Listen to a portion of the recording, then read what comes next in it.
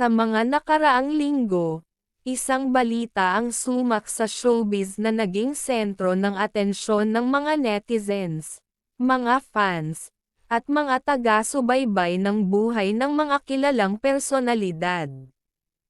Ito ay ang opisyal na pag-anunsyo ni Kim Chiu tungkol sa kanyang pagbubuntis at ang pagkakaroon ng anak mula kay Paolo Avellino.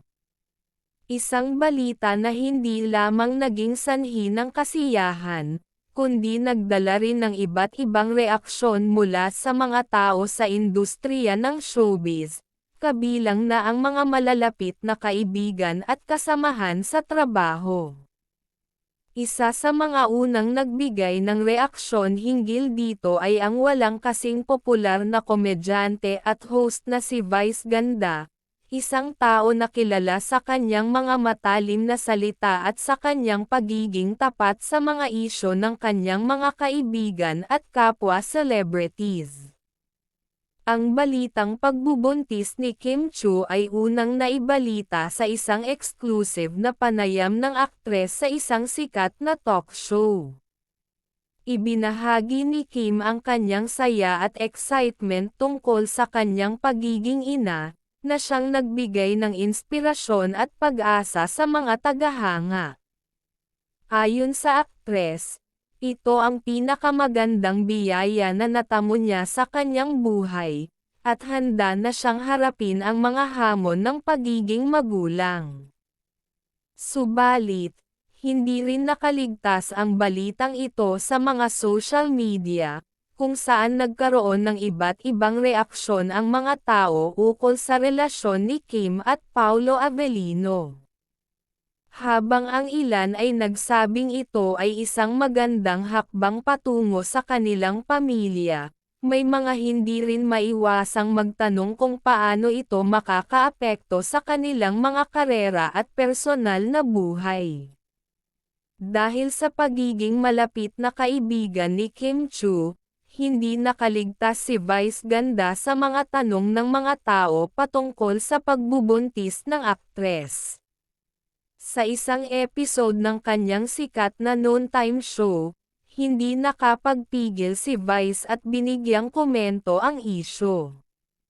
Sa kabila ng kanyang pagiging kilala sa pagpapatawa at pagiging maloko, ipinakita ni Vice ang kanyang matinding suporta kay Kim sa pamamagitan ng isang seryosong reaksyon na puno ng pagmamahal at pagpapakita ng pagiging isang tunay na kaibigan.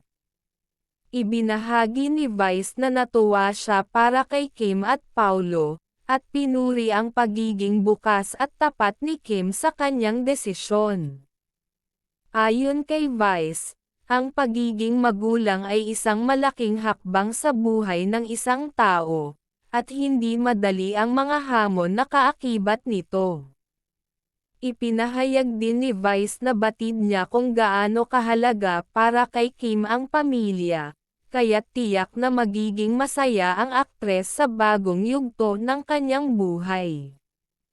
Gayunpaman, bilang isang taong laging nagbibiro at nagkakaroon ng light moments, hindi rin nakaligtas kay Vice ang magbigay ng ilang funny remarks tungkol sa balita. Ayon kay Vice, ang pagiging ama ni Paolo Avellino ay magiging isang malaking challenge, ngunit tiwala siya na kayang-kaya ito ng aktor. Sinabi niyang, "Good luck kay Paolo, hindi biro ang maging tatay. Pero sigurado akong magiging mahusay siyang tatay dahil sa ganda ng kanyang genes," sabay tawa. Maraming tao ang natuwa sa kanyang mga biro, ngunit naramdaman din ang sincerity sa kanyang mga salita, na hindi lamang puro tawanan kundi isang pagpapakita ng pagpapahalaga sa kanilang kaibigan. Habang ipinapakita ni Vice ang kanyang pagmamahal kay Kim at Paolo, hindi rin nakalimutan ni Vice na magbigay ng isang mahalagang mensahe tungkol sa pagiging magulang. Ayon sa kanya, ang pagiging magulang ay hindi lang basta-basta, at kinakailangan ng matinding pasensya, pag-unawa, at pagmamahal. Binanggit ni Vice na sa kabila ng mga challenges na darating sa buhay nila Kim at Paulo bilang mga magulang, ang pinakamahalaga ay ang patuloy nilang suporta sa isa't isa at sa kanilang anak. Walang perfectong magulang, sabi ni Vice. Ang mahalaga, andyan kayo para sa isa't isa, at matututo kayong mag-adjust sa bawat sitwasyon. Sa kabilang banda, hindi rin nakaligtas ang balitang ito sa mga reaksyon mula kay Paulo Avellino, ang ama ng dinadalang sanggol. Hindi tulad ni Kim na nagbigay ng pahayag sa isang interview, mas pinili ni Paulo na manatiling tahimik at pribado.